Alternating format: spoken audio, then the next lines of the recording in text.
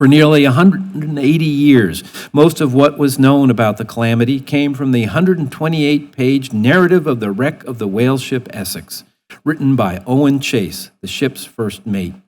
Fragmentary accounts from other survivors existed, but these lacked the authority and scope of Chase's narrative. Then, around 1960, an old notebook was found in the attic of a home in Penn Yan, New York. Not until 20 years later, in 1980, when the notebook reached the hands of the Nantucket whaling expert Edward Stackpole, was it realized that its original owner, Thomas Nickerson, had been the Essex's cabin boy.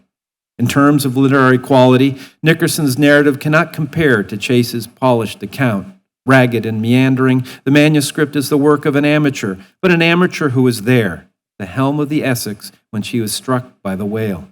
At 14, Nickerson had been the youngest member of the ship's crew, and his account remains that of a wide-eyed child on the verge of manhood, of an orphan. He lost both his parents before he was 2, looking for a home.